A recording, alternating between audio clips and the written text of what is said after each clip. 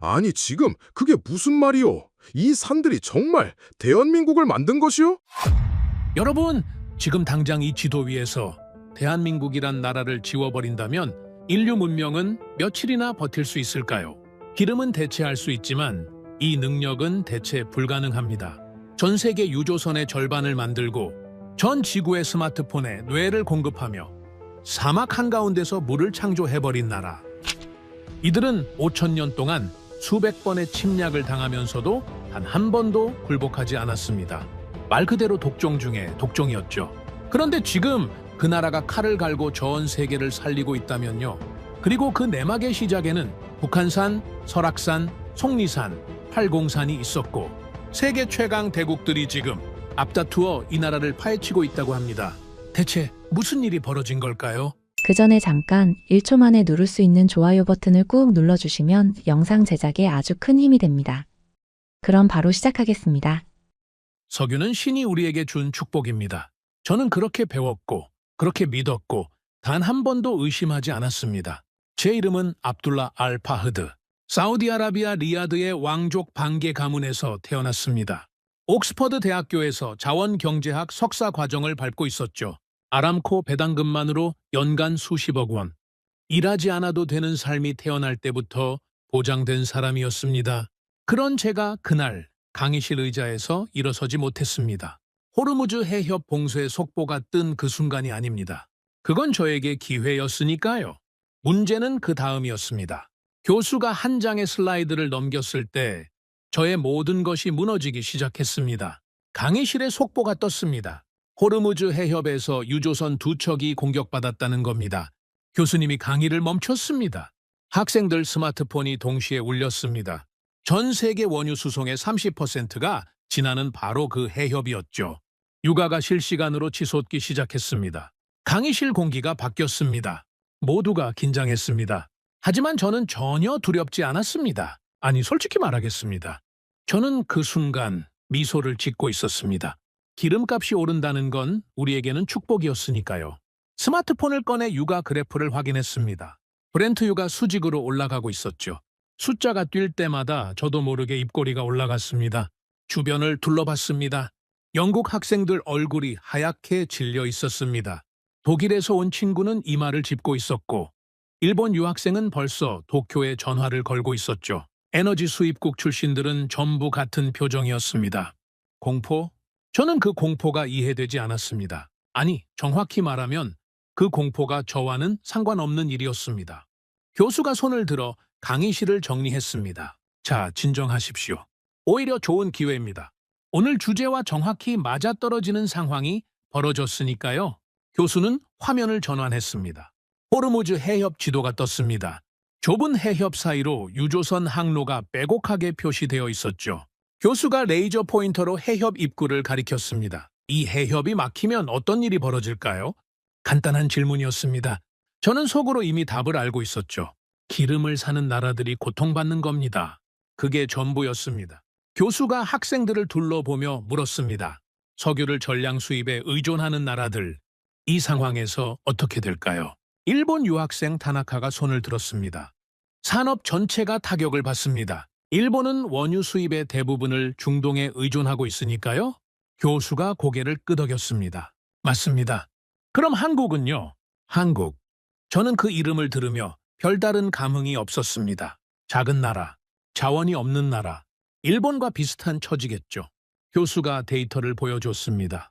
한국의 에너지 수입 의존도, 석유 전량 수입, 천연가스 전량 수입, 숫자가 화면을 채울수록 저는 더 편안해졌습니다. 이런 나라들은 결국 우리에게 의존할 수밖에 없으니까요. 저는 자신 있게 손을 들었습니다. 교수님, 결론은 명확하지 않습니까? 에너지를 가진 나라가 주도권을 쥡니다. 석유가 없는 나라는 결국 공급자의 결정에 따라 움직일 수밖에 없죠. 교수가 저를 바라봤습니다. 반박하지 않았습니다. 대신 짧게 물었죠. 압둘라, 그럼 자원을 가진 나라는 반드시 강한 나라입니까? 당연한 질문이었습니다. 저는 망설이지 않았죠. 그렇습니다. 자원은 곧 힘이니까요. 교수가 고개를 살짝 기울였습니다. 그리고는 아무 말 없이 슬라이드를 넘겼습니다. 그 순간 강의실 분위기가 달라졌습니다. 화면에 한 나라의 이름이 떠올랐습니다. 베네수엘라, 저는 처음에 무슨 의도인지 몰랐습니다. 베네수엘라가 이 이야기에 왜 나옵니까? 교수가 천천히 말하기 시작했습니다. 베네수엘라, 세계 최대 원유 매장량을 가진 나라입니다. 최대 매장량, 사우디보다 많다는 뜻이었죠. 저는 그 사실을 알고 있었습니다. 하지만 그게 왜 지금 나오는 겁니까? 교수가 다음 슬라이드를 넘겼습니다. 그래프가 나타났습니다. 저는 그 그래프를 보는 순간 손이 멈췄습니다. 인플레이션율, 숫자가 너무 커서 축이 깨져 있었습니다. 100만 %. 숫자가 의미를 잃은 수준이었죠. 베네수엘라의 초인플레이션입니다. 화폐가 휴지보다 가치가 없어진 시기가 있었습니다. 강의실이 조용해졌습니다. 교수가 이어서 말했죠. 난민 700만 명. 남미 전체가 흔들렸습니다. 의료 시스템 붕괴, 전력 공급 중단. 국민들이 나라를 떠났습니다. 저는 이해할 수가 없었습니다. 세계 최대 매장량을 가진 나라가 무너졌다고요. 그건 말이 되지 않았습니다. 기름이 있으면 돈이 들어옵니다. 돈이 들어오면 나라가 유지됩니다. 그게 제가 알고 있던 세상의 질서였으니까요. 교수가 저를 바라봤습니다. 제가 혼란스러워하고 있다는 걸 알고 있는 눈빛이었죠. 다음 나라를 보겠습니다. 나이지리아가 나왔습니다. 아프리카 최대 산유국. 그런데 국민 절반 이상이 빈곤선 아래에서 살고 있었습니다. 석유 수출로 벌어들이는 돈이 어디로 갔는지 아무도 설명하지 못하는 나라였죠. 그 다음은 앙골라였습니다. 역시 산유국, 역시 빈곤, 역시 부패, 역시 실패. 교수가 세 나라의 그래프를 나란히 띄웠습니다. 원유 매장량 순위에서는 세계 상위권이었습니다. 하지만 국민 소득, 교육 수준, 의료 접근성, 산업 다양성, 모든 지표가 바닥이었죠. 저는 의자의 등을 기댄 채 움직이지 못했습니다.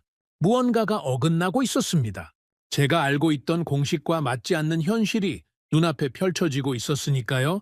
교수가 강의실을 천천히 걸으며 말했습니다. 재밌는 패턴이 보이지 않습니까? 아무도 대답하지 않았습니다. 자원이 풍부한 나라일수록 제조업이 붕괴합니다. 자원 수출로 돈이 들어오면 환율이 올라가고, 환율이 올라가면 수출 경쟁력이 사라집니다. 공장이 문을 닫고 기술자가 떠나고 결국 모든 것을 수입에 의존하게 되죠. 교수의 레이저 포인터가 그래프 위를 천천히 훑었습니다. 이걸 네덜란드 병이라고 부릅니다. 자원이 경제를 왜곡시키는 구조적 함정이죠. 네덜란드 병. 저는 그 용어를 알고 있었습니다. 교과서에서 읽은 적이 있었으니까요. 하지만 그건 다른 나라 이야기였습니다. 실패한 나라들의 이야기였죠. 우리와는 상관없는 사례라고 생각했습니다. 교수가 멈춰섰습니다. 그리고 강의실 전체를 바라보며 한마디를 던졌습니다. 자원은 축복이 아닙니다. 저는 숨을 멈췄습니다. 자원은 중독입니다. 강의실이 완전히 정적에 빠졌습니다. 저는 반박하고 싶었습니다. 우리는 다르다고. 사우디는 베네수엘라가 아니라고. 나이지리아와 같은 선상에 놓일 수 없다고. 하지만 입이 열리지 않았습니다. 교수가 보여준 그래프들이 머릿속을 떠나지 않았으니까요. 그때 교수가 다시 슬라이드를 넘겼습니다. 새로운 데이터가 나타났습니다. 사우디아라비아, 식량 수입 의존도 80% 이상, 공산품 수입 의존도, 기술 인력 해외 의존, 숫자 하나하나가 저의 확신을 깎아내고 있었습니다. 교수가 조용히 말했습니다. 사우디아라비아는 물조차 스스로 해결하지 못합니다.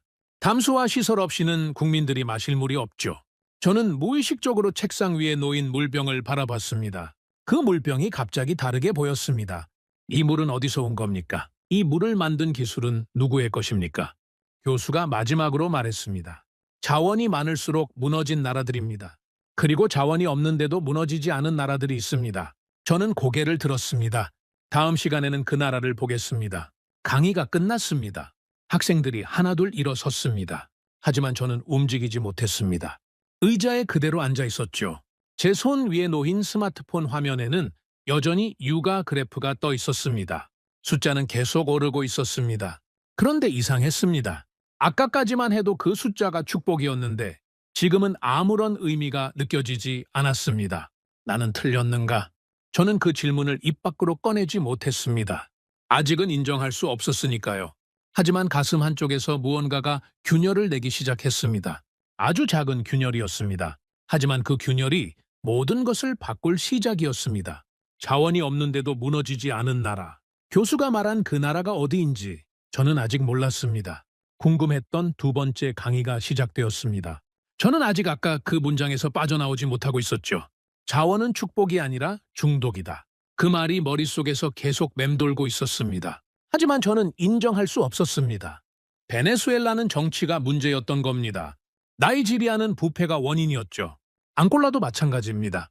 그 나라들이 실패한 건 자원 때문이 아니라 그 자원을 다루는 사람들이 무능했기 때문입니다. 우리는 다릅니다.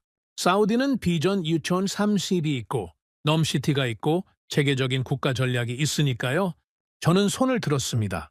교수님, 말씀하신 사례들은 전부 정치적 실패입니다. 자원 자체가 문제가 아니라 거버넌스의 문제 아닙니까? 자원을 제대로 관리하는 나라는 충분히 성공할 수 있습니다. 교수가 저를 바라봤습니다. 부정하지 않았습니다. 대신 고개를 천천히 끄덕이며 말했죠. 좋은 반론입니다, 압둘라. 그럼 질문을 바꿔보겠습니다. 교수가 화면을 전환했습니다. 세계 지도가 나타났습니다. 산유국들이 붉은색으로 표시되어 있었죠. 자원이 풍부한 나라 중에서 제조업 강국이 된 사례를 하나만 말해 보십시오. 간단한 질문이었습니다. 저는 바로 대답하려고 했죠. 하지만 입이 열리지 않았습니다. 머릿속으로 나라 이름을 하나씩 떠올려 봤습니다. 사우디아라비아. 제조업 강국입니까? 아닙니다. 쿠웨이트. 아닙니다. 카타르, 아랍에미리트, 이라크, 리비아. 전부 아니었습니다. 러시아는 군수 산업이 있지만 민간 제조업은 취약했죠. 노르웨이가 떠올랐지만 그건 예외적인 소국이었습니다. 교수가 기다렸습니다. 강의실 전체가 기다렸죠. 저는 대답하지 못했습니다. 없습니다. 교수가 대신 말했습니다. 조용하지만 확실한 목소리였죠. 자원이 풍부한 나라 중에서 세계적인 제조업 강국이 된 나라는 단 하나도 없습니다. 이건 우연이 아닙니다. 구조입니다. 저는 주먹을 쥐었습니다. 반박하고 싶었지만 근거가 없었습니다. 교수가 보여준 건 사실이었으니까요. 감정으로 부정할 수는 있어도 논리로 뒤집을 수는 없었습니다. 교수가 다시 슬라이드를 넘겼습니다. 새로운 그래프가 나타났습니다. 자원 의존도와 제조업 비중의 상관관계였죠. 선이 정확하게 반비례를 그리고 있었습니다. 자원이 많을수록 제조업이 약해지고 자원이 없을수록 제조업이 강해지는 구조. 자원이 있으면 만들 필요가 없습니다. 사면 되니까요. 기름을 팔아서 번 돈으로 공장을 짓는 것보다 완제품을 수입하는 게 더 쉽습니다. 더 빠르고 더 효율적이죠. 맞는 말이었습니다. 저도 그렇게 살아왔으니까요. 스마트폰을 직접 만들 필요가 없었습니다. 자동차도 비행기도 무기도 전부 사면 됐습니다. 돈이 있었으니까요. 하지만 그 순간 치명적인 일이 벌어집니다. 교수의 목소리가 낮아졌습니다. 만드는 능력을 잃습니다. 강의실이 다시 조용해졌습니다. 교수가 저를 똑바로 바라보며 말했죠. 압둘라, 사우디아라비아가 지금 당장 석유 수출을 멈추면 어떤 일이 벌어집니까? 저는 대답하지 못했습니다. 아니, 대답하고 싶지 않았습니다. 답을 알고 있었으니까요. 식량을 살 수 없습니다. 물을 만들 수 없습니다. 공장이 없으니 아무것도 생산할 수 없죠. 기술자가 없으니 고칠 수도 없습니다. 우리가 가진 건 기름뿐이고 그 기름이 사라지면 남는 건 사막뿐입니다. 교수가 더 이상 저에게 답을 요구하지 않았습니다. 대신 마지막 질문을 던졌죠. 그럼 반대의 경우를 생각해 봅시다. 교수가 새로운 슬라이드를 띄웠습니다. 화면이 바뀌는 순간 저는 자세를 고쳐 앉았습니다. 자원이 전혀 없는 나라, 석유 한 방울 나오지 않는 나라, 천연가스도 없고 절광석도 없고 히토류도 없는 나라. 교수가 손가락을 하나씩 접으며 말했습니다. 에너지 자원 제로, 광물 자원 제로, 국토의 70%가 산입니다. 평야가 거의 없죠. 땅을 파봐야 나오는 건 화간감뿐입니다. 저는 그게 어느 나라인지 궁금해지기 시작했습니다. 그 정도로 아무것도 없는 나라가 도대체 어디란 말입니까? 교수가 계속했습니다.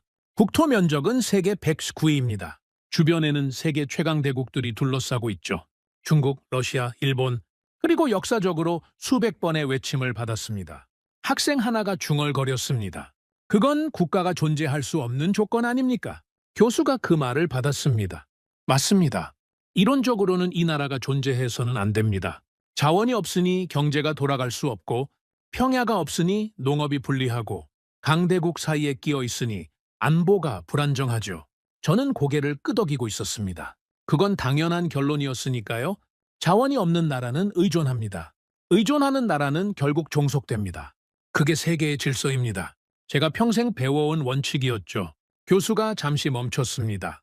그리고 강의실을 천천히 둘러봤습니다. 저는 그때 교수의 표정에서 무언가를 발견했습니다. 미소. 아주 작은 미소가 교수의 입가에 걸려 있었죠. 지금까지 한 번도 보지 못한 표정이었습니다.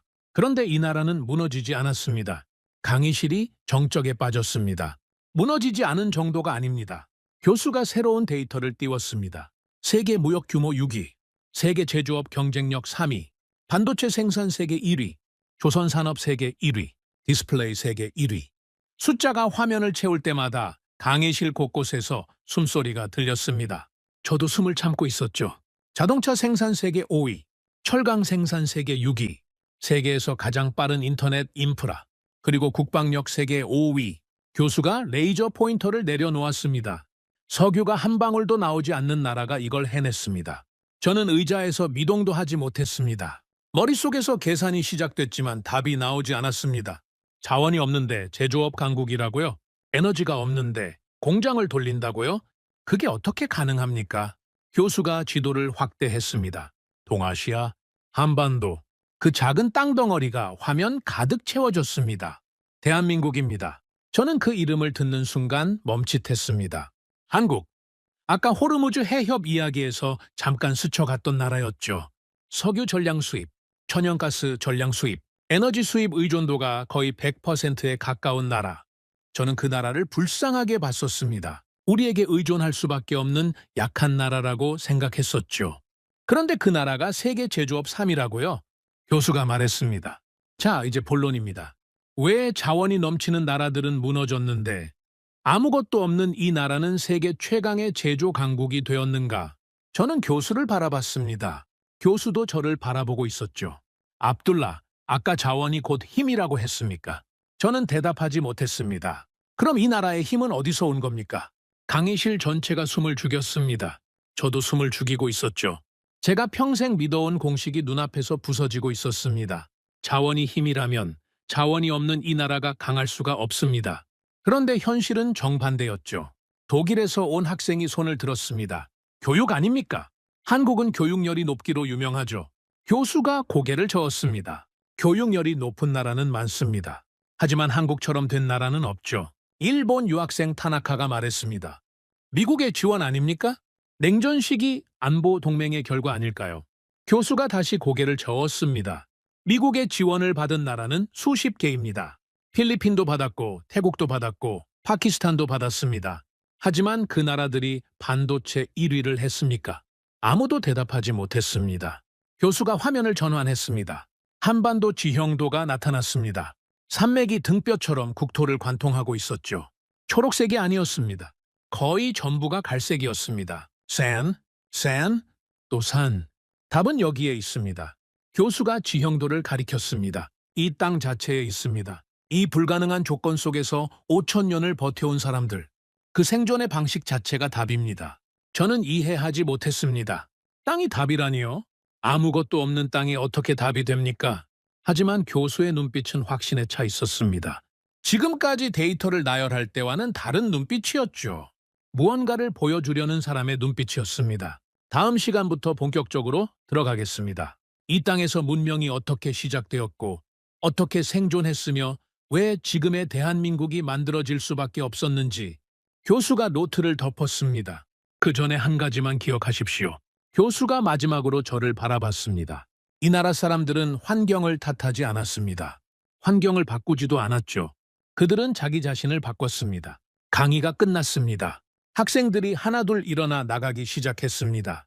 하지만 저는 또다시 움직이지 못했습니다. 아까와 같은 의자, 같은 자리. 하지만 저는 이미 아까의 저가 아니었죠. 스마트폰을 집어들었습니다. 육아 그래프는 여전히 올라가고 있었습니다. 하지만 이번에는 그 숫자가 눈에 들어오지 않았습니다. 대신 검색창을 열었습니다. 손가락이 저도 모르게 움직이고 있었죠. 대한민국, 저는 태어나서 처음으로 그 나라를 검색하고 있었습니다. 그날 밤, 저는 잠을 자지 못했습니다. 기숙사 침대에 누워 천장을 바라보고 있었죠. 머릿속에서 숫자들이 계속 돌아가고 있었습니다. 반도체 1위, 조선 1위, 제조업 3위. 그런데 자원은 제로. 이 공식이 성립할 수가 없었습니다. 제가 배워온 모든 이론과 모순되는 현실이었으니까요. 새벽 3시쯤이었을 겁니다. 저는 결국 침대에서 일어나 노트북을 열었습니다. 한국에 대해 검색하기 시작했죠. 세계은행 데이터, IMF 보고서까지 뒤졌습니다. 읽으면 읽을수록 이해가 되지 않았습니다. 이 나라의 1인당 국민소득이 1960년대에 $70 수준이었다는 겁니다. 아프리카 최빈국보다 낮았죠. 그런 나라가 60년 만에 세계 10위권 경제 대국이 됐다고요. 저는 노트북을 덮지 못한 채 아침을 맞았습니다. 다음 강의 시간이 왔습니다. 저는 평소보다 30분 일찍 강의실에 도착했습니다. 앞자리에 앉았죠. 지난 시간까지는 늘 뒷자리였습니다. 일부러 그랬던 겁니다. 뒷자리에 앉는 건 여유의 표현이었으니까요. 저는 여유로운 사람이었습니다. 세상이 어떻게 돌아가든 제 삶에는 영향이 없는 사람이었죠. 하지만 그날은 달랐습니다. 저는 무언가를 알고 싶었습니다. 아니, 알아야만 했습니다. 교수가 들어왔습니다. 앞자리에 앉은 저를 보며 아주 작게 고개를 끄덕였습니다. 아무 말도 하지 않았지만 그 눈빛이 말하고 있었죠. 오셨군요. 교수가 스크린을 켰습니다. 첫 화면에 한 문장이 떠올랐습니다. 문명은 어디서 시작되는가? 인류 문명은 왜 특정 지역에서만 시작되었는가? 왜 어떤 땅에서는 국가가 만들어지고 어떤 땅에서는 만들어지지 못했는가? 교수가 세계 지도를 띄웠습니다. 고대 문명 발상지가 표시되어 있었죠. 메소포타미아, 이집트, 인더스, 황하. 문명이 탄생한 곳에는 공통 조건이 있습니다. 넓은 평야, 큰 강, 안정된 기후. 이 세 가지가 갖춰진 곳에서 농업이 시작됐고, 인겨 식량이 생겼고, 분업이 가능해졌고, 국가가 탄생했습니다. 교수가 메소포타미아 평원 사진을 보여줬습니다. 끝이 보이지 않는 들판이었죠. 나일강 범람원도 띄웠습니다. 강이 규칙적으로 넘치면서 비옥한 토양을 만들어주는 축복의 땅이었습니다. 저는 완벽하게 이해했습니다. 우리 역사도 마찬가지였으니까요. 아라비아 반도의 고대 정착지도 오아시스와 물길을 따라 형성됐습니다. 자원이든 문명이든 결국 조건이 결정합니다. 환경이 가능성을 만들고 인간은 그 가능성 위에서 움직이는 것뿐이죠. 그게 제가 알고 있던 세계의 원리였습니다. 자, 그럼 이 조건을 한반도에 대입해 보겠습니다. 한반도 지형도가 나타났습니다. 교수가 지형도 위에 색을 입혔습니다. 산악지대가 짙은 갈색으로 물들었죠. 한반도 전체가 거의 갈색이었습니다. 평야라고 할 수 있는 초록색 영역은 서쪽 해안가에 좁게 붙어 있을 뿐이었습니다. 국토의 70%가 산지입니다. 교수가 메소포타미아와 한반도 지도를 나란히 띄웠습니다. 메소포타미아는 끝없는 평야, 한반도는 산이 뼈대처럼 관통하고 있었죠. 비교 자체가 민망한 수준이었습니다. 강은 있습니다. 한강, 낙동강, 금강. 하지만 나일강이나 유프라테스와는 비교가 되지 않죠. 짧고 유량 변동이 큽니다. 강수량의 60% 이상이 여름 석 달에 집중되기 때문에 범람과 가뭄이 반복됩니다. 사우디는 비가 안 오는 게 문제이지만 한반도는 비가 한꺼번에 쏟아지는 게 문제였던 겁니다. 어느 쪽이든 농사짓기엔 최악이었죠. 기후도 불리합니다. 겨울은 영하 10도에서 20도까지 떨어집니다. 그리고 결정적인 요소가 하나 더 있습니다. 교수가 새로운 이미지를 띄웠습니다. 회색빛 돌이었습니다. 한반도의 기반함은 대부분 화강감입니다. 토양이 얇죠. 땅을 파봐야 나오는 건 바위뿐입니다. 교수가 메소포타미아의 토양 단면도와 한반도의 토양 단면도를 비교했습니다. 메소포타미아는 두꺼운 충적토 위에 세워진 문명이었습니다. 한반도는 얇은 흙 아래에 바로 단단한 바위가 깔려 있었죠. 정리하겠습니다. 평야 부족, 큰 강 부족, 안정된 기후 분리, 토양 부족, 지하 자원 없음. 문명이 시작될 수 있는 조건이 단 하나도 충족되지 않는 땅입니다. 저는 손을 들었습니다. 교수님, 그러니까 한국이 성장한 건 외부 요인 덕분 아닙니까? 미국의 원조, 냉전 구조, 글로벌 무역 시스템. 환경 자체는 실패할 수밖에 없는 조건이니까요. 교수가 저를 바라보며 질문을 던졌습니다. 그럼 한 가지만 묻겠습니다. 이 조건에서 이 나라가 5,000년 동안 존속한 건 어떻게 설명하시겠습니까? 저는 멈칫했습니다. 미국 원조는 70년 전 일입니다. 글로벌 무역 시스템은 50년 전에 본격화됐죠. 그런데 이 나라는 그 전에 이미 수천 년을 버텼습니다.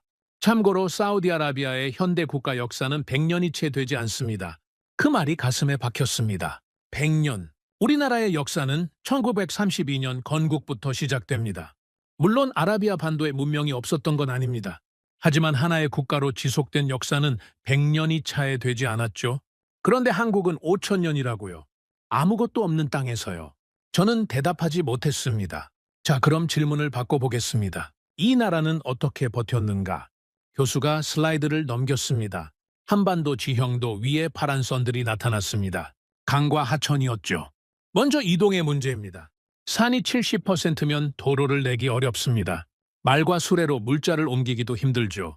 그래서 한국인들은 물길을 이용했습니다.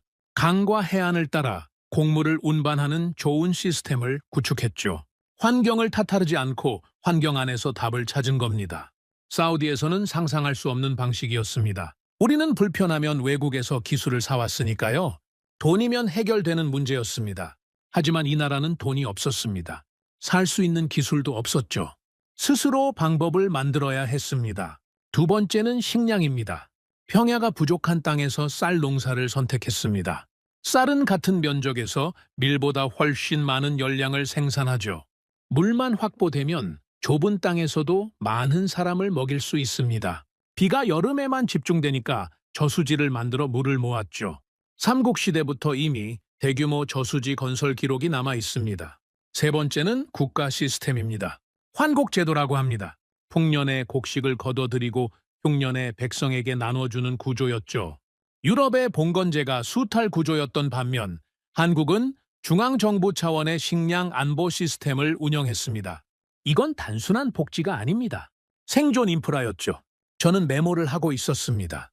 언제부터 시작했는지도 몰랐죠. 교수가 강의실을 걸으며 핵심을 짚었습니다. 한국인들은 환경을 바꾸지 않았습니다. 자기 자신을 바꿨습니다. 도로가 없으면 물길을 만들고 평야가 없으면 쌀을 심고 비가 안 오면 물을 모았습니다. 환경에 맞춰서 자기들의 방식을 완전히 재설계한 겁니다. 저는 이상한 감정을 느꼈습니다. 사우디에서는 사막에 도시를 짓고 바닷물을 민물로 바꾸고 에어컨으로 50도 더위를 이겼죠. 대단한 일처럼 보였습니다. 하지만 그건 전부 석유가 만든 돈의 힘이었습니다. 외국 기술을 사서 환경을 바꾼 겁니다. 우리가 직접 만든 건 아무것도 없었죠. 이 나라는 돈이 없었습니다. 그래서 스스로 방법을 만들었습니다. 아무것도 없는 상태에서요. 자, 이제 가장 흥미로운 부분입니다. 교수의 눈빛이 달라졌습니다. 강의 시작 이후 처음으로 흥분이 묻어나는 표정이었죠. 이 지형을 공격하는 입장에서 생각해 보십시오. 대규모 군대를 이끌고 이 땅에 들어왔다고 가정합시다. 독일 학생이 답했습니다. 보급이 문제가 됩니다. 산악 지형에서 대규모 보급은 거의 불가능하죠. 맞습니다. 산을 넘어야 하니까 보급선이 늘어납니다. 늘어진 보급선은 끊기기 쉽죠. 그리고 한국인들은 산 위에 성을 쌓았습니다. 산성이라고 합니다. 공격자는 아래에서 위로 올라가야 합니다. 무거운 장비를 끌고 경사면을 오르는 동안 위에서 공격을 받죠. 기병도 무력화됩니다. 산악 지형에서는 말이 제 속도를 낼 수 없습니다. 몽골의 기마 군단이 유라시아 대륙을 정복하면서도 한반도에서는 고전한 이유가 바로 이겁니다. 저는 숨을 멈추고 듣고 있었습니다. 세계 최강의 몽골 군대가 이 작은 반도에서 막혔다고요. 수백 번의 외침이 있었지만 한반도는 완전히 정복된 적이 없습니다. 침략자들은 들어올 수는 있었지만 유지할 수가 없었죠. 보급이 끊기고 게릴라에 시달리고 결국 철수하거나 협상할 수밖에 없었습니다. 교수가 잠시 멈췄습니다. 그리고 강의실 전체를 둘러보며 말했습니다. 이 땅은 그 위에 사는 사람들에게는 고통이었습니다. 농사짓기 어렵고 이동하기 힘들고 자원도 없는 땅이었으니까요. 하지만 밖에서 들어오는 자들에게는 더 큰 고통이었습니다. 교수가 마지막 문장을 말했습니다. 이 땅은 주민에게는 지옥이었지만 침략자에게는 더 큰 지옥이었습니다. 강의실이 완전한 정적에 빠졌습니다. 저는 등에 소름이 돋는 걸 느꼈습니다. 머릿속에서 무언가가 연결되기 시작했습니다. 아무것도 없는 땅, 불가능한 조건, 하지만 무너지지 않은 나라, 아니 무너지지 않은 정도가 아니었죠. 그 불가능한 조건 위에서 세계 최강의 제조업 국가를 만들어낸 사람들, 자원이 힘이라고 믿었습니다. 조건이 결과를 결정한다고 배웠죠. 좋은 환경이 좋은 국가를 만든다고 확신했습니다. 그런데 눈앞에는 정반대의 증거가 있었습니다. 최악의 조건에서 최강의 결과를 만들어낸 나라. 제 공식이 완전히 틀렸다는 증거가요. 노트를 내려다봤습니다. 빼곡한 메모들 사이에서 제가 무의식적으로 적어놓은 한 문장이 눈에 들어왔습니다. 이건 불가능이다. 그런데 존재한다. 손이 떨리고 있었습니다. 제가 평생 서 있던 땅이 흔들리고 있다는 걸 느꼈습니다. 석유라는 반석 위에 올라서 있다고 믿었는데 그 반석 아래에 아무것도 없을 수 있다는 생각이 처음으로 들었습니다. 하지만 한 가지 질문이 남아 있었습니다. 5천 년 동안 버텨온 그 능력이 현대에 와서 어떻게 작동한 겁니까? 아무것도 없던 나라가 어떻게 반도체 1위, 조선 1위, 제조업 강국이 된 겁니까? 저는 교수의 다음 말을 기다리고 있었습니다. 아니, 기다리는 수준이 아니었죠. 갈망하고 있었습니다. 태어나서 처음으로 누군가의 강의를 이렇게 간절하게 듣고 싶었습니다. 교수가 물을 한 모금 마시고 다시 화면 앞에 섰습니다. 저는 의자 끝에 걸터 앉아 있었죠. 언제부터 그랬는지 모르겠습니다. 몸이 저도 모르게 앞으로 기울어져 있었습니다. 자, 지금까지 한반도의 조건을 봤습니다. 자원 없음, 평야 부족, 기후 분리, 토양 척박, 그리고 수백 번의 외침. 이 조건에서 사라지지 않고 5천 년을 버텼다는 것까지 확인했죠. 교수가 잠시 강의실을 둘러봤습니다. 그런데 여기서 한 가지 의문이 남습니다. 교수가 저를 바라봤습니다. 마치 제 머릿속을 읽은 것처럼 정확한 타이밍이었죠. 버티는 것과 강해지는 것은 다릅니다. 생존하는 것과 세계 최강의 제조업 국가가 되는 것은 완전히 다른 이야기죠. 어떻게 된 겁니까? 그게 바로 제가 알고 싶었던 질문이었습니다. 5천 년 동안 버텨온 건 인정하겠습니다. 대단한 일이죠. 하지만 버티는 것과 세계 경제를 움직이는 건 차원이 다른 문제입니다. 교수가 새로운 슬라이드를 띄웠습니다. 1960년대 한국의 흑백 사진이었습니다. 비포장도로 위에 초가집들이 늘어서 있었죠. 맨발의 아이들이 흙바닥에 앉아 있었습니다. 1961년 대한민국의 1인당 국민소득은 $82였습니다. 교수가 비교 데이터를 띄웠습니다. 같은 해 가나는 $179, 필리핀은 $200, 이집트는 $155. 한국은 아프리카 최빈국들보다 가난했습니다. 저는 그 숫자를 보며 머릿속으로 계산했습니다. $82. 하루에 20센트도 안 되는 돈이었죠. 제가 옥스퍼드 근처 카페에서 마시는 커피 한 잔 값이 이 나라 사람들의 한 달 소득이었던 시절이 있었다는 겁니다. 수출품은 가발, 합판, 섬유 정도였습니다. 기술이라고 할 만한 건 아무것도 없었죠. 교수가 다음 슬라이드를 넘겼습니다. 같은 나라의 사진이었습니다. 하지만 완전히 달랐죠. 서울의 야경이었습니다. 초고층 빌딩이 하늘을 찌르고 도로 위에 자동차가 빼곡하게 들어차 있었습니다. 강 위에는 수십 개의 다리가 불빛을 반사하고 있었죠. 지금 대한민국의 1인당 국민소득은 $35,000입니다. 세계 10위권 경제 대국이죠. 교수가 두 사진을 나란히 띄웠습니다. 흑백의 초가집과 불빛으로 가득한 서울 야경, 같은 나라였습니다. 60년 사이에 벌어진 일이었죠. $82에서 $35,000, 400배 이상의 성장입니다. 인류 역사상 이런 속도로 성장한 나라는 없습니다. 강의실 여기저기서 작은 탄성이 나왔습니다. 저도 숨을 삼키고 있었죠. 자, 그럼 핵심 질문입니다. 어떻게 이게 가능했는가? 교수가 강의실을 천천히 걸었습니다. 많은 학자들이 이걸 설명하려 했습니다. 미국의 원조, 권위주의 정부의 개발 정책, 교육열, 전부 맞는 이야기입니다. 하지만 전부 불완전하죠. 교수가 손가락을 접으며 말했습니다. 미국의 원조를 받은 나라는 수십 개입니다. 필리핀도 받았고 파키스탄도 받았죠. 그 나라들이 반도체를 만들었습니까? 권위주의 정부가 경제 개발에 성공한 사례보다 실패한 사례가 압도적으로 많습니다. 교육열이 높은 나라는 인도도 중국도 마찬가지죠. 그런데 왜 유독 한국만 이런 결과를 만들어냈습니까? 아무도 대답하지 못했습니다. 교수가 멈춰 섰습니다. 답은 여기에 있습니다. 교수가 아까 보여줬던 한반도 지형도를 다시 띄웠습니다. 이 불가능한 조건이 만들어낸 생존 방식 자체가 산업화의 엔진이 된 겁니다. 저는 이해하지 못했습니다. 아무것도 없는 땅이 어떻게 엔진이 됩니까? 교수가 설명을 시작했습니다. 수천 년 동안 불리한 환경에서 살아남으려면 어떻게 해야 합니까? 빠르게 상황을 파악하고 즉시 대응해야 합니다. 이건 교과서에서 배울 수 있는 게 아닙니다. 몸에 새겨지는 겁니다. 세대를 거치면서 문화 자체가 되는 거죠. 교수가 1997년 아시아 금융위기 그래프를 띄웠습니다. 1997년 한국은 국가부도 직전까지 갔습니다. IMF 구제금융을 받았죠. 외환 보유고가 바닥났고 기업들이 줄줄이 무너졌습니다.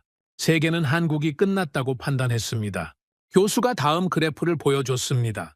3년 만에 회복했습니다. 구제금융을 세계에서 가장 빨리 상환한 나라가 됐죠. 교수가 잠시 말을 멈췄습니다. 그리고 목소리를 낮춰서 말했죠. 그런데 여기서 놀라운 일이 벌어졌습니다. 국민들이 자발적으로 금을 모았습니다. 강의실이 술렁였습니다. 금반지, 금목걸이, 결혼예물, 돌반지까지 가정에서 간직하고 있던 금을 국가에 내놓은 겁니다. 줄이 은행 문 밖까지 이어졌습니다.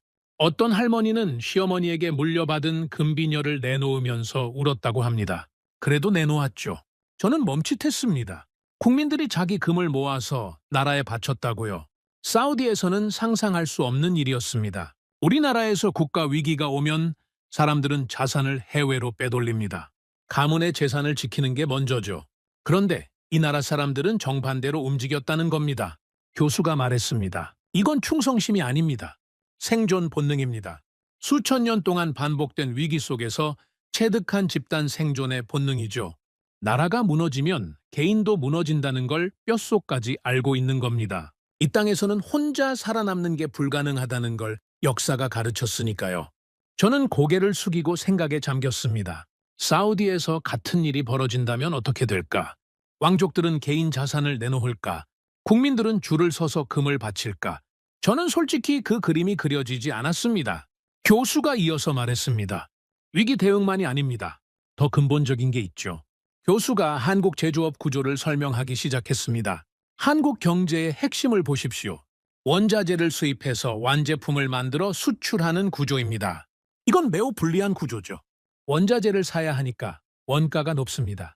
그런데도 세계 시장에서 경쟁력을 유지한다는 건 그 사이의 과정에서 극한의 효율을 뽑아내고 있다는 뜻입니다.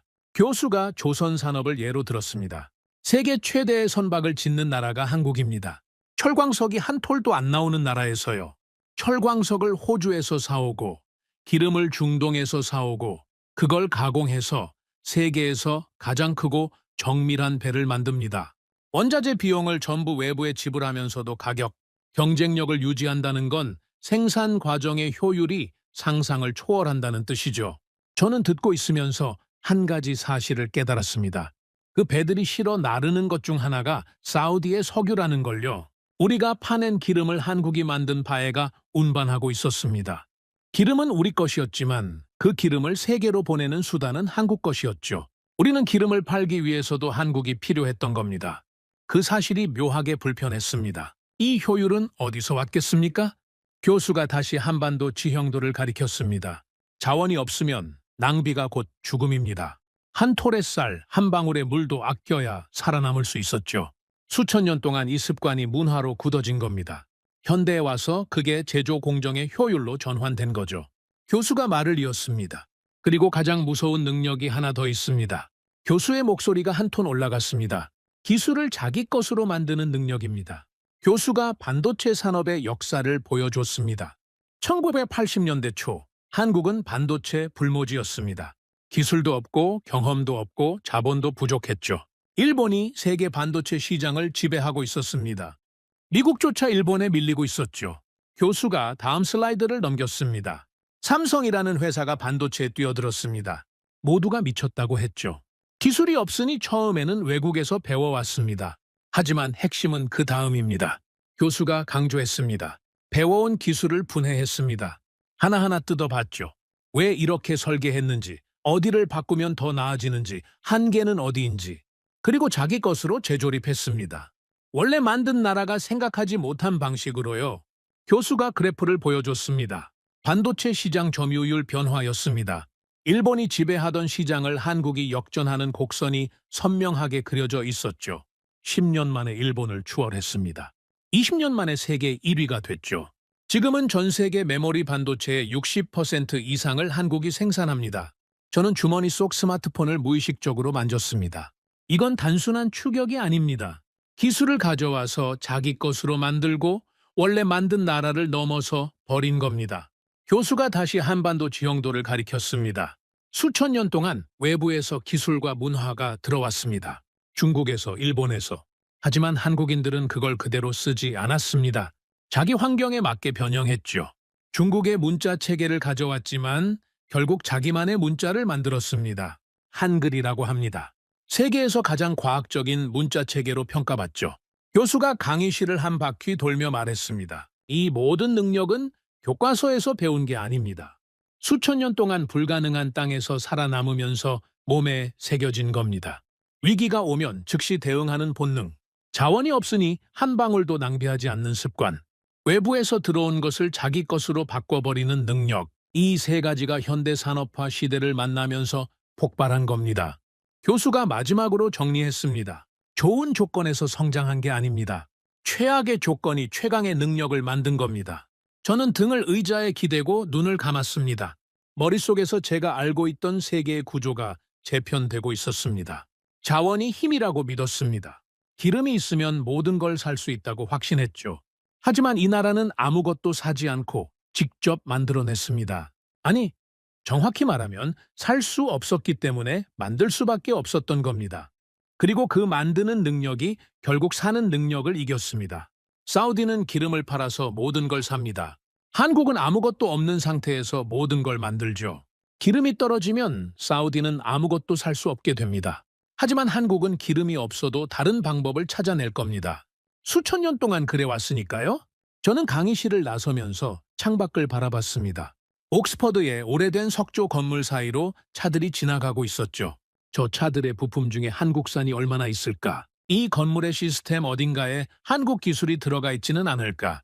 어제까지는 한 번도 하지 않았던 생각이었습니다. 주머니에서 스마트폰을 꺼냈습니다. 화면을 켜고 제조사를 확인했습니다. 삼성이었습니다. 아라비아 반도에서 가장 많이 팔리는 스마트폰이었죠. 저는 이 폰을 3년 동안 쓰면서 한 번도 이걸 만든 나라에 대해 생각해 본 적이 없었습니다. 그냥 좋은 제품이니까 샀을 뿐이죠. 그런데 이제는 달랐습니다. 이 작은 기계 안에 자원 하나 없는 나라의 5,000년 생존 본능이 압축되어 있다는 걸 알아버렸으니까요. 그날 저녁, 저는 기숙사로 돌아가지 않았습니다. 도서관으로 향했죠. 옥스퍼드 보들리온 도서관 3층 구석자리에 앉아 노트북을 펼쳤습니다. 한국 경제에 대한 논문을 찾기 시작했죠. 하나를 읽으면 10개의 질문이 생겼고 10개의 질문을 쫓다 보면 새벽이 됐습니다. 읽으면 읽을수록 머릿속이 복잡해졌습니다. 이 나라가 만들어내는 것들의 범위가 제가 상상했던 것보다 훨씬 넓었으니까요. 다음 강의 시간, 교수가 들어오자마자 화면을 켰습니다. 세계 지도 위에 붉은 선들이 거미줄처럼 퍼져 있었죠. 오늘은 구체적으로 들어가겠습니다. 한국이 만들어낸 것들이 지금 이 순간 세계에서 어떻게 작동하고 있는지. 교수가 지도 위에 붉은 선 하나를 가리켰습니다. 페르시아만에서 출발해 인도양을 지나 동아시아로 향하는 선이었죠. 이 항로를 따라 매일 수백만 배럴의 원유가 이동합니다. 그 원유를 실어 나르는 배의 절반 이상이 한국에서 만들어진 겁니다. 교수가 이어서 말했습니다. 단순한 유조선만이 아닙니다. 액화천연가스 운반선이라고 들어보셨습니까? 영하 163도로 냉각된 천연가스를 바다 건너 운반하는 배입니다. 이 배를 만들 수 있는 나라가 세계에 몇 개 되지 않습니다. 그 중에서도 한국이 세계 물량의 70% 이상을 건조하고 있죠. 저는 멈칫했습니다. 사우디도 천연가스를 수출합니다. 그 가스를 실어 나르는 배를 한국이 만든다고요? 이 배는 기술적으로 극도로 까다롭습니다. 영하 163도에서 가스가 새지 않아야 합니다. 온도 변화에 따라 금속이 수축하고 팽창하는데 그 미세한 변화까지 제어해야 하죠. 이 기술을 완벽하게 구현하는 나라가 한국입니다. 저는 가만히 계산하고 있었습니다. 사우디의 석유를 운반하는 배도 한국산, 천연가스를 운반하는 배도 한국산. 우리는 에너지를 팔아서 돈을 법니다. 하지만 그 에너지를 세계로 보내려면 한국이 만든 배가 필요했던 겁니다. 우리는 기름을 팔기 위해서도 한국이 필요했죠. 교수가 다음 주제로 넘어갔습니다. 화면에 거대한 건설 현장이 나타났습니다. 사막 한가운데 솟아오르는 초고층 건물이었죠. 저는 화면을 보는 순간 익숙한 풍경을 발견했습니다. 리야드였습니다. 중동의 초대형 건설 프로젝트에 한국 기업들이 깊숙이 들어가 있습니다. 삼성물산, 현대건설, 이 이름들이 중동 곳곳에 랜드마크를 세웠죠. 교수가 한마디를 덧붙였습니다. 넘시티 들어보셨죠? 저는 고개를 들었습니다. 네옴. 사우디의 미래 도시 프로젝트였습니다. 5천억 달러 규모의 초대형 사업이었죠. 사우디의 자존심이자 비전 2039의 핵심이었습니다. 이 프로젝트에도 한국 기업들이 참여하고 있습니다. 설계부터 시공까지요.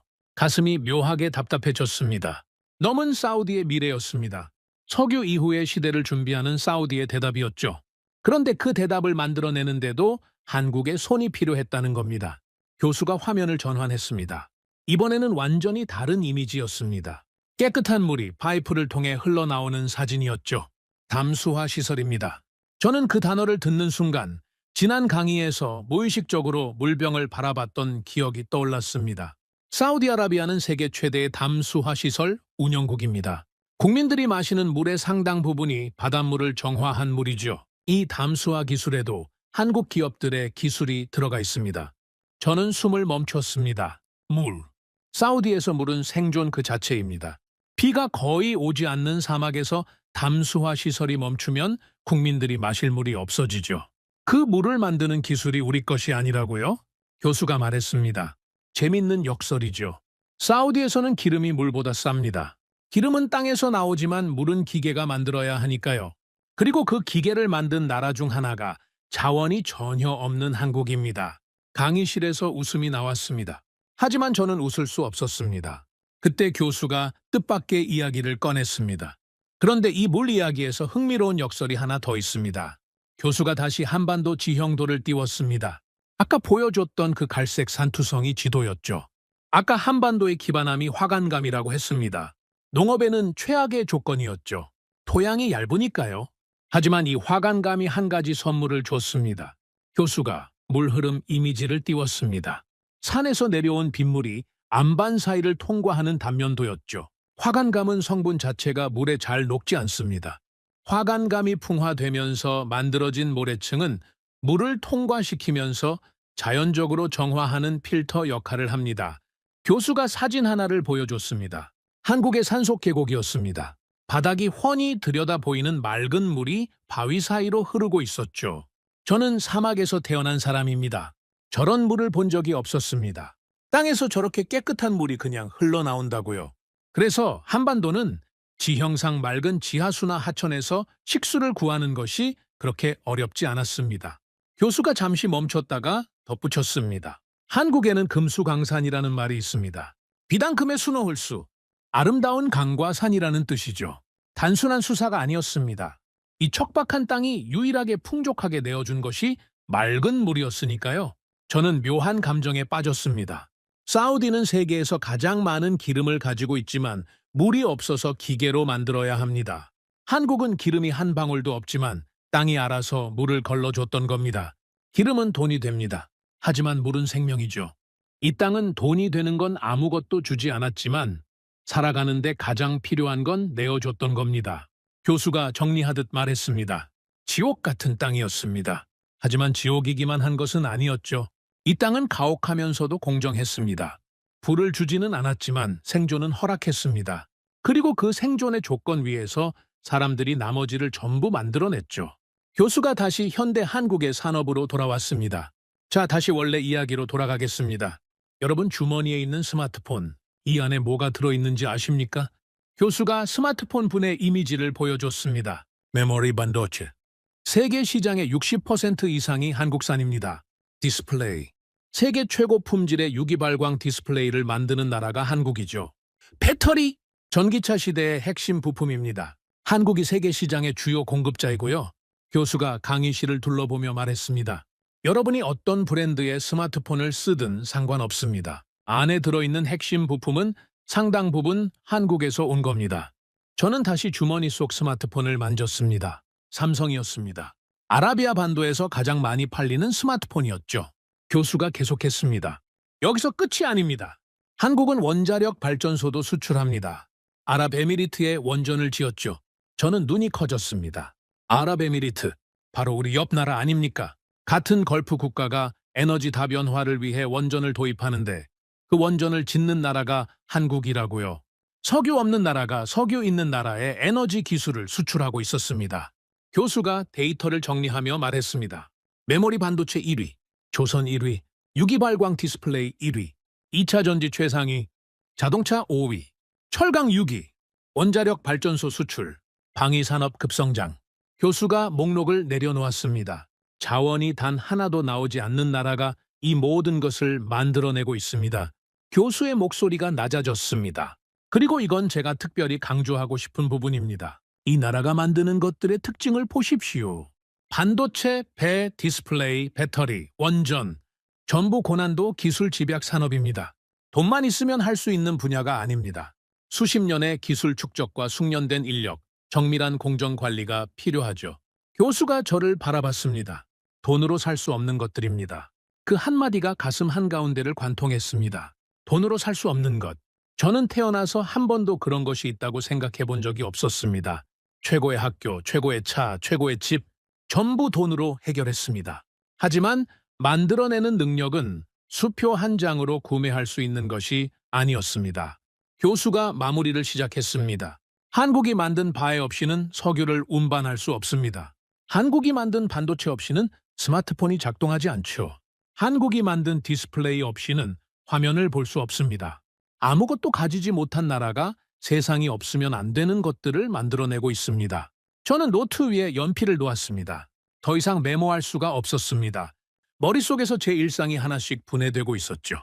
아침에 켜는 스마트폰, 한국산 반도체와 디스플레이, 거리에서 지나치는 전기차, 한국산 배터리, 리야드 시내의 빌딩들, 우리 집에서 나오는 수돗물, 전부였습니다.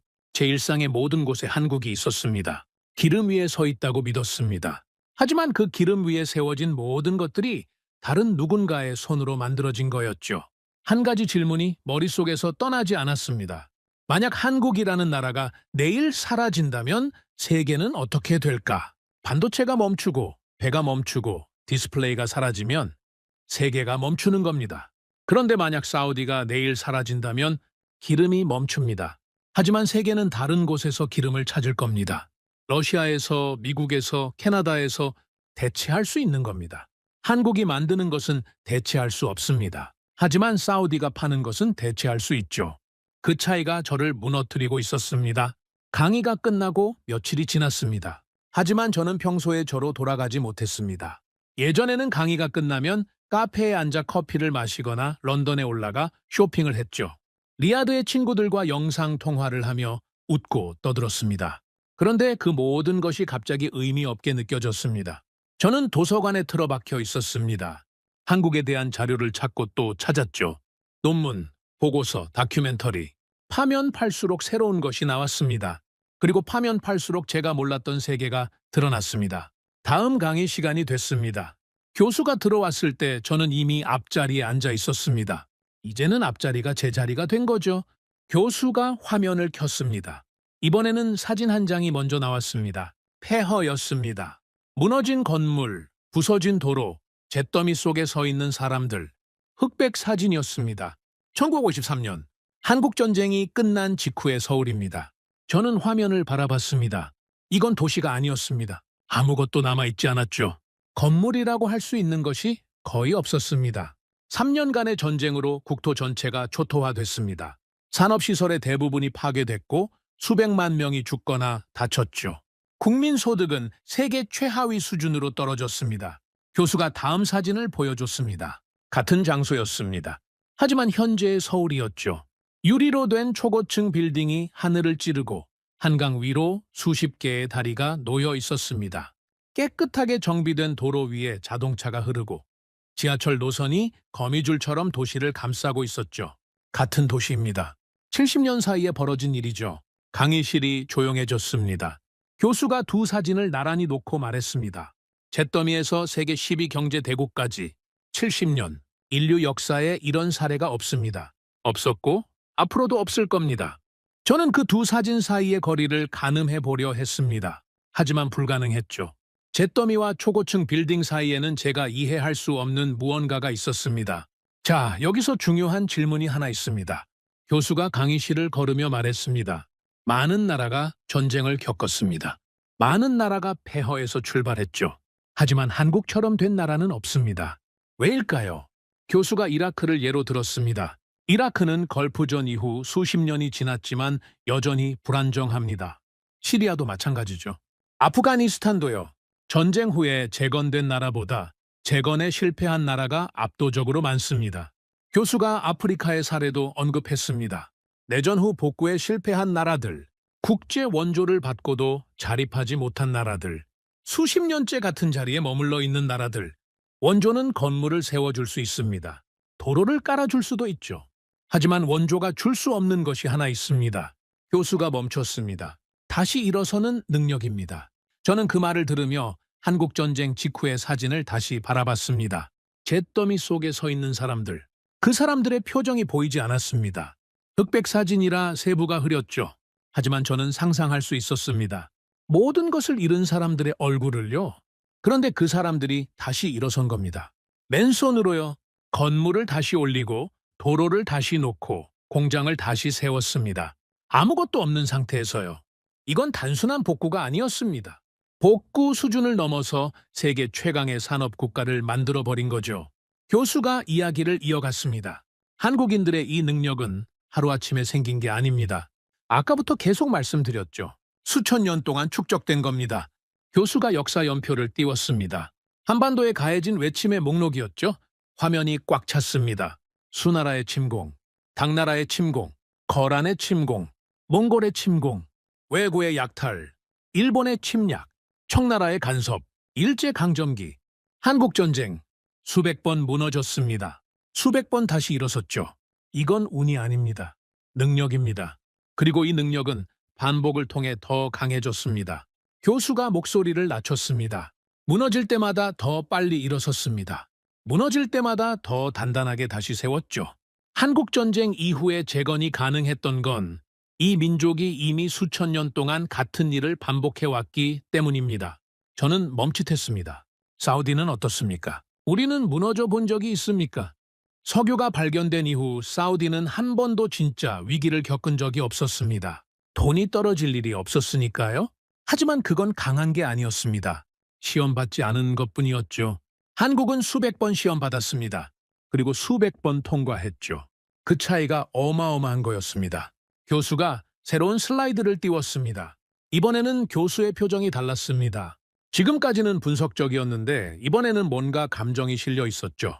자, 이제 제가 개인적으로 가장 놀라운 부분이라고 생각하는 이야기를 하겠습니다. 교수가 한국어 단어 하나를 화면에 띄웠습니다. 빨리빨리.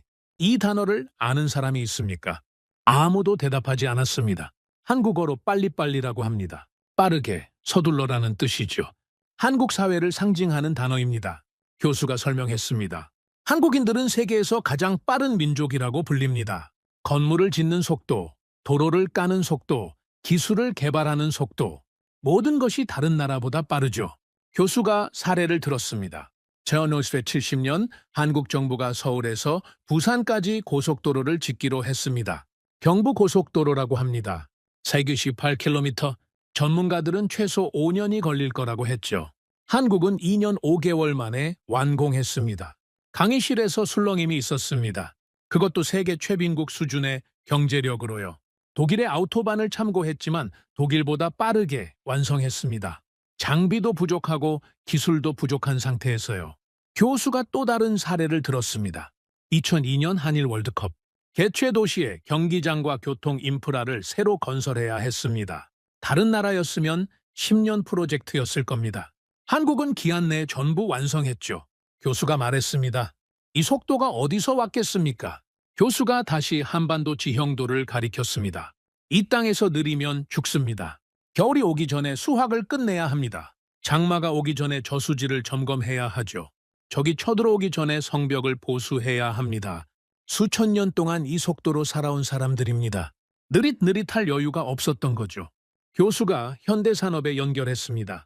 삼성이 반도체 개발에 뛰어들었을 때 일본은 한국을 비웃었습니다. 10년은 걸릴 거라고 했죠. 삼성은 그 절반도 안 되는 시간에 추월해버렸습니다. 현대자동차가 미국 시장에 진출했을 때도 마찬가지였습니다. 품질이 형편없다고 조롱했죠. 10년 만에 세계 5위 자동차 그룹이 됐습니다. 교수가 정리했습니다. 이건 조급함이 아닙니다. 생존 속도입니다. 느리면 죽는 환경에서 수천 년을 살아온 민족의 속도죠. 저는 듣고 있으면서 사우디의 속도를 떠올렸습니다.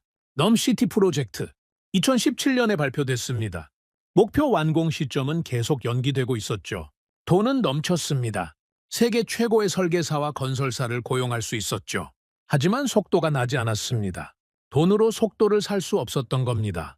속도는 절박함에서 나오는 거였으니까요. 우리에게는 절박함이 없었습니다. 실패해도 기름이 있으니까 괜찮다는 무의식이 깔려 있었죠. 한국에는 그런 안전망이 없었습니다. 실패하면 끝이었습니다. 그래서 빨랐던 겁니다. 빠를 수밖에 없었던 거죠. 교수가 마지막 주제로 넘어갔습니다. 하나만 더 보겠습니다. 제가 가장 인상 깊었던 부분입니다. 교수가 2020년이라는 숫자를 화면에 띄웠습니다. 코로나 팬데믹을 기억하시죠? 기억하고 말고요. 전 세계가 멈췄던 시기였습니다. 사우디도 예외는 아니었죠. 도시가 봉쇄됐고 유가가 폭락했습니다. 팬데믹 초기 세계 모든 나라가 혼란에 빠졌습니다. 미국도 유럽도 일본도 의료 시스템이 무너지고 검사 키트가 부족하고 대응 체계가 마비됐죠. 교수가 한국의 데이터를 보여줬습니다. 한국은 달랐습니다. 세계에서 가장 빠르게 대규모 검사 체계를 구축했죠. 드라이브 스루 검사소라는 걸 만들었습니다. 차에 탄 채로 검사를 받고 결과를 기다리는 시스템이죠. 이걸 며칠 만에 전국에 깔았습니다. 교수가 다른 나라의 대응과 비교했습니다. 미국이 검사 키트 부족으로 허덕이는 동안 한국은 이미 하루에 수만 건의 검사를 처리하고 있었다고요. 세계가 한국의 방식을 따라 했습니다. 배운 겁니다. 자원이 없는 나라에서요. 교수가 목소리를 높였습니다. 이게 바로 제가 말하고 싶은 핵심입니다. 위기가 왔을 때 자원이 풍부한 나라들이 무너지는 동안 자원이 없는 이 나라가 가장 먼저 해법을 찾아냈습니다. 그리고 그 해법을 세계가 따라갔죠. 교수가 잠시 말을 멈추고 강의실 전체를 둘러봤습니다. 왜 가능했을까요? 답은 같습니다. 이 나라는 위기에 익숙합니다. 수천 년 동안 위기가 일상이었으니까요. 다른 나라에게 팬데믹은 전례 없는 재앙이었지만 한국에게 위기 대응은 수천 년 동안 반복해온 생존 방식의 연장이었을 뿐입니다. 저는 의자의 등을 기대고 천장을 바라봤습니다. 머릿속이 너무 복잡했습니다. 교수가 보여준 모든 것들이 한 가지 결론을 가리키고 있었습니다. 하지만 저는 아직 그 결론을 입 밖으로 꺼내고 싶지 않았습니다. 자원은 힘이 아니다. 만드는 능력이 힘이다. 그 문장이 머릿속에서 맴돌았습니다. 인정하면 제 세계가 무너지는 거였으니까요. 사우디의 부, 아람코의 배당금, 왕족의 권위, 그 모든 것의 기반인 석유가 진짜 힘이 아니라면 저는 대체 무엇 위에 서 있는 겁니까? 교수가 마지막으로 말했습니다. 다음 시간이 마지막 강의입니다. 지금까지 한국이라는 나라를 분석했습니다. 불가능한 조건, 생존의 역사, 현대의 성과까지. 마지막 시간에는 이 모든 것을 관통하는 하나의 질문으로 마무리하겠습니다. 교수가 말했습니다. 진짜 힘은 어디서 오는가? 그 질문이 강의실에 울려 퍼졌습니다. 저는 이미 답을 알고 있었습니다. 교수가 몇 주 동안 쌓아올린 모든 증거가 하나의 답을 가리키고 있었으니까요. 하지만 그 답을 인정하는 순간 제가 평생 믿어온 모든 것이 무너진다는 걸 알고 있었습니다. 강의실을 나섰습니다. 복도를 걷는 동안 다리에 힘이 없었습니다. 기숙사로 돌아가는 길에 편의점에 들렀습니다. 물을 한 병 샀죠. 계산대에 서서 물병을 바라봤습니다. 사우디에서 이 물 한 병은 기계가 만듭니다. 바닷물에서 소금을 빼내고 불순물을 걸러내고 파이프를 통해 집까지 보내죠. 그 기계를 만든 건 우리가 아닙니다. 한국에서는 산 위에서 비가 내리면 화관감 사이를 통과하면서 자연이 알아서 물을 걸러줬습니다. 금수강산, 그 척박한 땅이 유일하게 내어준 선물이 맑은 물이었죠. 돈이 되는 건 아무것도 주지 않았지만 살아가는데 가장 필요한 건 주었던 땅. 그리고 그 땅 위에서 나머지를 전부 스스로 만들어낸 사람들. 저는 물병을 들고 기숙사 방으로 돌아왔습니다. 침대에 앉아 물을 한 모금 마셨습니다. 목을 타고 내려가는 물의 감각이 평소와 달랐습니다. 이 물은 어디서 왔을까? 누구의 기술로 정화된 걸까? 어떤 파이프를 통해 여기까지 온 걸까? 예전에는 한 번도 하지 않았던 생각이었습니다. 물은 그냥 물이었으니까요. 돈을 내면 나오는 거였습니다. 하지만 이제는 달랐습니다. 모든 것 뒤에 누군가의 기술이 있다는 걸 알아버렸으니까요. 창밖을 바라봤습니다. 옥스퍼드의 밤하늘은 흐렸습니다. 별이 보이지 않았죠. 리야드의 밤하늘은 맑습니다. 사막의 별은 쏟아질 듯 빛나죠. 하지만 그 별빛 아래의 도시는 전부 다른 나라가 만들어준 거였습니다. 마지막 강의가 남아 있었습니다. 교수가 던진 질문이 머릿속에서 떠나지 않았죠. 진짜 힘은 어디서 오는가? 저는 이미 답을 알고 있었습니다. 하지만 그 답을 받아들일 준비가 됐는지는 모르겠었습니다. 마지막 강의 날이 왔습니다. 저는 아침 일찍 일어났습니다. 평소와 다른 아침이었죠. 옷을 입고 거울 앞에 섰는데 거울 속에 제가 며칠 전과 달라 보였습니다. 눈 밑에 그림자가 졌고 얼굴이 좀 야윈 것 같았죠. 며칠째 제대로 잠을 자지 못했으니까요. 강의실에 들어섰습니다. 오늘도 앞자리에 앉았습니다. 이제는 뒷자리에 앉는다는 생각 자체가 들지 않았죠. 주변을 둘러봤습니다. 학생들 사이에 묘한 긴장감이 있었습니다. 이 강의가 어디로 향하는지 모두 감을 잡고 있었던 거죠. 교수가 들어왔습니다. 오늘은 노트도 물컵도 가져오지 않았습니다. 손에 아무것도 없었죠. 화면도 켜지 않았습니다. 교수가 강의실 앞에 서서 학생들을 천천히 둘러봤습니다. 그리고 말을 시작했습니다. 오늘로 마지막입니다. 지금까지 한 나라를 분석했습니다. 자원이 없는 나라, 평야가 부족한 나라, 기후가 불리한 나라, 주변 강대국에 둘러싸인 나라. 교수가 잠시 멈췄습니다. 그런데 이 나라가 반도체 세계 1위를 합니다. 조선 세계 1위를 합니다. 자동차를 만들고 원전을 수출하고 세계 10위 경제를 운영하고 있죠. 이게 우연입니까? 교수가 고개를 저었습니다. 우연이 아닙니다. 필연입니다. 교수가 처음으로 화면을 켰습니다. 한반도 지형도가 다시 나타났습니다. 이제는 익숙한 이미지였죠. 갈색 산들이 뼈대처럼 관통하고 있는 그 지도. 이 땅을 다시 보십시오. 지금까지 우리는 이 지형을 약점으로 봤습니다. 자원이 없다, 평야가 없다, 기후가 불리하다. 전부 맞는 이야기죠? 하지만 오늘은 시점을 완전히 뒤집어 보겠습니다. 교수가 강의실을 걸으며 말했습니다. 자원이 없었기 때문에 만들어야 했습니다. 만들어야 했기 때문에 기술이 쌓였죠. 기술이 쌓였기 때문에 세계가 필요로 하는 나라가 됐습니다. 교수가 손가락을 접으며 이어갔습니다. 평야가 없었기 때문에 효율을 극대화해야 했습니다. 좁은 땅에서 최대의 결과를 뽑아내는 습관이 수천 년 동안 몸에 배었죠. 그 습관이 현대 제조업에서 세계 최고의 생산성으로 나타난 겁니다. 외침이 많았기 때문에 위기 대응 능력이 축적됐습니다. 무너져도 다시 일어서는 본능이 유전자처럼 전해졌죠. 그래서 IMF 위기에서 3년 만에 회복하고 팬데믹에서 세계에서 가장 빨리 답을 찾아낸 겁니다. 교수가 멈춰 섰습니다. 이 나라의 강점은 좋은 조건에서 나온 게 아닙니다. 최악의 조건이 만들어낸 겁니다. 약점 자체가 무기가 된 거죠. 저는 그 말을 들으며 지난 몇 주 동안의 강의를 떠올렸습니다. 처음에 교수가 베네수엘라를 보여줬을 때 저는 그게 남의 이야기라고 생각했습니다. 자원이 있으면 강하다고 믿었죠. 하지만 지금은 정반대의 진실이 눈앞에 있었습니다. 교수가 말을 이었습니다.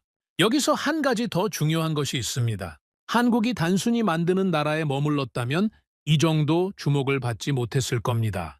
교수가 새로운 데이터를 띄웠습니다. 한국은 가져온 것을 그대로 쓰지 않았습니다. 반도체를 일본에서 배웠지만 일본을 넘어섰죠. 자동차를 일본과 미국에서 배웠지만 독자적인 브랜드를 세계에 각인시켰습니다. 조선 기술을 유럽에서 들여왔지만 유럽의 조선소들이 문을 닫는 동안 한국은 세계 1위가 됐죠. 교수가 강조했습니다. 배우는 건 누구나 합니다. 하지만 배운 것을 넘어서는 건 아무나 못합니다. 한국은 이걸 반복적으로 해냈죠. 한두 분야가 아닙니다. 반도체, 조선, 자동차, 디스플레이, 배터리, 원전까지 전 분야에서 스승을 넘어선 겁니다. 교수가 한글 이야기를 다시 꺼냈습니다.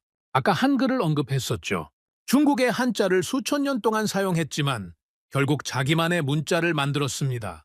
그것도 세계 언어학자들이 가장 과학적이라고 평가하는 문자를요. 이 패턴을 보십시오. 외부에서 가져오고 분석하고 흡수하고 그리고 넘어서는 패턴.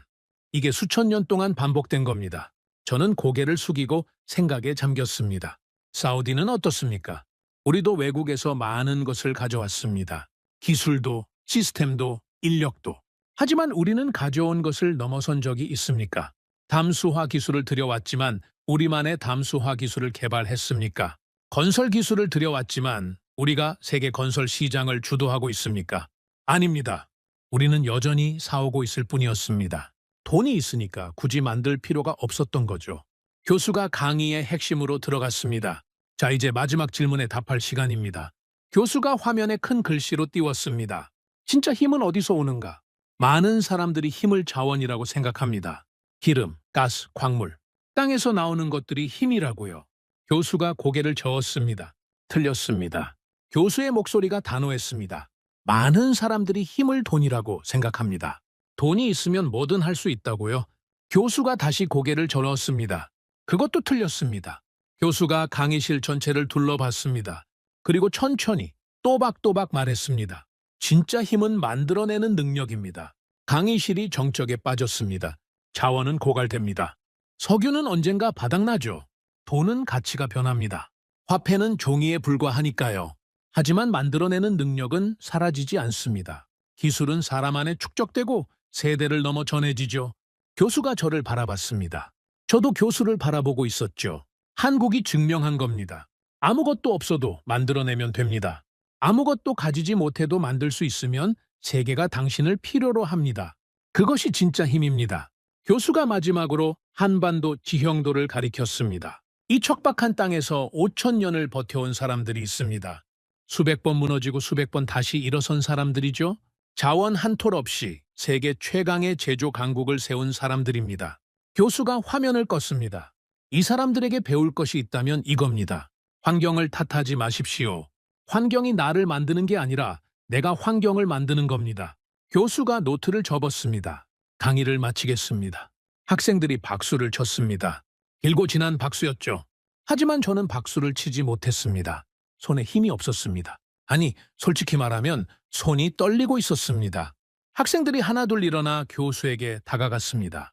악수를 하고 감사 인사를 하고 사진을 찍었죠. 저는 그 사이에 끼어들지 못했습니다. 의자에 그대로 앉아 있었습니다.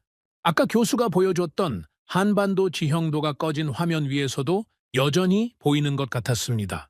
교수가 가방을 들고 나가려다 저를 발견했습니다. 저를 보고 잠시 멈춰 섰죠. 아무 말도 하지 않았습니다. 그냥 작게 고개를 끄덕이고 나갔습니다. 그 고개 끄덕임이 무슨 뜻이었는지 저는 알고 있었습니다. 처음 강의 때 앞자리에 앉은 저를 보며 했던 것과 같은 인사였죠. 하지만 의미는 완전히 달랐습니다. 처음에는 오셨군요 였습니다. 마지막에는 이제 아셨군요 였죠. 네, 알았습니다. 저는 그제야 알았습니다. 기름은 신이 우리에게 준 축복이라고 믿었습니다. 하지만 진짜 축복은 기름이 아니었습니다. 진짜 축복은 만들어내는 능력이었죠. 그리고 그 축복을 가진 건 우리가 아니라 아무것도 없는 땅에서 모든 것을 만들어낸 저 사람들이었습니다. 강의실에 혼자 남았습니다. 학생들이 전부 나간 뒤에도 저는 일어서지 못했습니다. 다리에 힘이 없었던 게 아닙니다. 일어서고 싶지 않았던 겁니다. 일어서면 이 강의실을 나가야 하고 나가면 일상으로 돌아가야 하니까요. 하지만 저는 이미 며칠 전에 일상으로 돌아갈 수 없는 사람이 되어 있었습니다. 조용했습니다. 옥스퍼드의 오후 햇빛이 창문을 통해 들어오고 있었죠. 먼지가 빛 속에서 천천히 떠다니고 있었습니다. 저는 그 먼지를 바라보며 아무 생각 없이 앉아 있었습니다. 아니, 아무 생각이 없었던 건 아닙니다. 너무 많은 생각이 동시에 밀려오고 있어서 어느 하나도 정리가 되지 않았던 거죠. 책상 위에 물병이 놓여 있었습니다. 강의 시작 전에 사온 물이었죠. 뚜껑을 열지도 않은 채 그대로였습니다. 저는 아무 생각 없이 그 물병을 집어들었습니다. 그 순간이었습니다.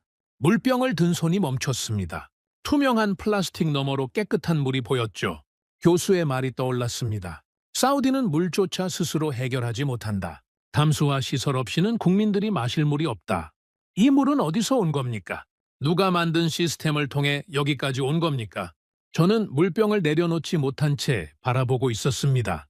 그리고 그 순간부터 머릿속에서 무언가가 연결되기 시작했습니다. 처음에는 느리게, 하나씩. 하지만 곧 속도가 붙었죠. 멈출 수 없었습니다.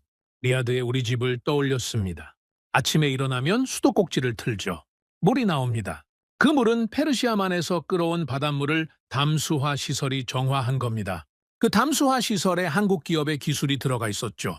화장실에 들어갑니다. 거울을 봅니다. 불을 켜죠. 그 정의는 발전소에서 옵니다. 우리 옆 나라 아랍에미리트에는 한국이 지은 원전이 돌아가고 있었습니다. 옷을 입고 집을 나섭니다. 주차장에 차가 서 있죠. 독일 차든 일본 차든 미국 차든 상관없습니다.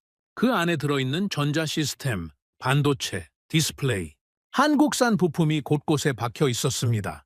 차를 타고 리야드 시내를 달립니다. 양옆으로 초고층 빌딩이 늘어서 있죠. 사우디의 자존심이라고 불리는 그 스카이라인. 한국 건설사가 세운 건물들이 그 안에 있었습니다. 사무실에 도착합니다. 노트북을 켜죠. 안에 들어있는 메모리 반도체. 세계 시장의 60%가 한국산이었습니다. 화면을 봅니다. 유기발광 디스플레이. 한국이 세계 1위인 분야였죠. 점심을 먹으러 나갑니다. 스마트폰으로 길을 찾죠. 삼성 아니면 애플. 어느 쪽이든 안에는 한국산 부품이 들어있었습니다. 저녁에 집으로 돌아옵니다. 텔레비전을 켜죠. 화면이 빛납니다. 한국산 디스플레이. 하루가 끝납니다. 잠을 자러 침대에 눕죠. 에어컨이 돌아갑니다. 그 에어컨의 부품 어딘가에도 한국 기술이 들어가 있을 겁니다. 아침부터 밤까지, 눈을 뜨는 순간부터 감는 순간까지 제 하루의 모든 순간에 한국이 있었습니다. 저는 그걸 한 번도 인식하지 못한 채 살아왔던 겁니다. 손이 떨리기 시작했습니다. 물병을 잡고 있던 손에 힘이 들어갔죠. 플라스틱이 쩍 소리를 냈습니다. 이건 한국만의 이야기가 아니었습니다. 제 이야기였습니다. 제 일상 전체가 누군가가 만들어준 것들로 이루어져 있었다는 걸 깨달은 겁니다. 저는 기름 위에 서 있다고 믿었습니다. 사우디의 부가 저를 지탱하고 있다고 확신했죠. 하지만 그 부 위에 세워진 모든 것들, 제가 매일 쓰고, 타고, 보고, 마시는 모든 것들은 다른 누군가의 손으로 만들어진 거였습니다. 우리는 기름을 팝니다. 그 돈으로 모든 걸 사죠. 하지만 우리가 사는 그것들을 만든 나라들이 없으면 우리는 아무것도 할 수 없었습니다. 배를 만들지 못합니다. 기름이 있어도 실어 나를 수가 없죠. 반도체를 만들지 못합니다. 스마트폰도 컴퓨터도 돌아가지 않습니다. 건물을 짓지 못합니다. 돈이 있어도 설계하고 시공할 능력이 없죠. 물을 만들지 못합니다. 기름이 있어도 마실 물이 없습니다. 기름이 아무리 많아도 만드는 능력이 없으면 아무것도 할 수 없었던 겁니다. 저는 의자에서 몸을 숙였습니다. 두 손으로 얼굴을 감쌌죠. 숨을 내쉬었습니다. 길고 깊은 숨이었습니다. 나는 자원 위에 서 있는 게 아니었다. 그 문장이 머릿속에서 터졌습니다. 수십 년 동안 쌓아 올린 확신이 무너지는 소리가 들렸죠. 소리가 나지 않는 분께였습니다. 하지만 제 안에서는 천둥 같았습니다. 나는 누군가가 만든 세계 위에 서 있었다. 그게 진실이었습니다. 사우디의 도시는 외국이 지었습니다. 사우디의 물은 외국 기술이 만들었죠. 사우디의 통신 시스템은 외국 장비로 돌아가고 있었습니다. 사우디가 가진 건 기름뿐이었고 그 기름을 빼면 남는 건 사막뿐이었습니다. 한국은 정반대였죠. 아무것도 없었습니다. 기름도 가스도 철광석도 희토류도 없었습니다. 땅을 파면 화강간뿐이었죠. 하지만 그 아무것도 없는 땅 위에서 세상이 없으면 안 되는 것들을 만들어냈습니다. 배를, 반도체를, 디스플레이를, 배터리를, 원전을, 자동차를. 사우디가 없어지면 세계는 다른 곳에서 기름을 찾을 겁니다. 러시아에서, 미국에서, 캐나다에서, 노르웨이에서 기름은 대체할 수 있으니까요. 하지만 한국이 없어지면 세계는 멈춥니다. 반도체가 멈추고, 배가 멈추고, 디스플레이가 사라지고, 배터리 공급이 끊기죠. 한국이 만드는 것은 대체할 수 없었습니다. 그 능력은 수천 년에 걸쳐 만들어진 거였으니까요. 돈으로 살 수 없는 거였습니다. 저는 고개를 들었습니다. 텅 빈 강의실을 바라봤죠. 교수가 서 있던 자리, 한반도 지형도가 비춰졌던 스크린, 학생들이 앉아있던 의자들, 모든 것이 그대로였지만 저에게는 완전히 다른 공간이 되어 있었습니다. 주머니에서 스마트폰을 꺼냈습니다. 삼성, 이 작은 기계를 3년 동안 매일 쓰면서 한 번도 이걸 만든 나라에 대해 생각해 본 적이 없었습니다. 기름을 팔아본 돈으로 산 물건, 그게 전부였죠. 하지만 이제는 이 기계 안에 들어있는 것이 보였습니다. 자원 하나 없는 땅에서 태어나 수천 년을 버텨온 사람들의 생존 본능, 무너져도 다시 일어서는 불굴의 의지, 없으면 만들어내는 집요한 능력, 배운 것을 넘어서는 집념, 그 모든 것이 이 작은 기계 안에 압축되어 있었습니다. 화면을 켰습니다. 검색창을 열었죠. 손가락이 움직였습니다. 대한민국, 처음 이 단어를 검색했던 날이 떠올랐습니다. 그때는 호기심이었습니다. 도대체 이게 어떤 나라인지 알고 싶었죠. 하지만 지금은 달랐습니다. 호기심이 아니었습니다. 경외였습니다. 저는 일어섰습니다. 가방을 들고 강의실 문을 열었죠. 복도를 걸었습니다. 옥스퍼드의 오래된 석조 건물 사이로 오후의 빛이 쏟아지고 있었습니다. 학생들이 잔디밭에 앉아 웃고 떠들고 있었죠. 평화로운 풍경이었습니다. 하지만 저는 그 풍경이 다르게 보였습니다. 저 학생들이 쓰고 있는 스마트폰 안에 한국이 있었습니다. 저 건물의 조명 시스템 안에 한국이 있었죠. 도로 위를 달리는 차들의 부품 안에 한국이 있었습니다. 이 세계 어디를 봐도 한국이 만든 것이 있었습니다. 아무것도 가지지 못한 나라가 세상 모든 곳에 자기 흔적을 남기고 있었습니다. 보이지 않게, 조용하게, 하지만 확실하게 기숙사로 돌아가는 길에 멈춰 섰습니다. 하늘을 올려다봤죠. 흐린 옥스퍼드의 하늘이었습니다. 리야드의 하늘이 그리워졌습니다. 맑고 뜨거운 사막의 하늘.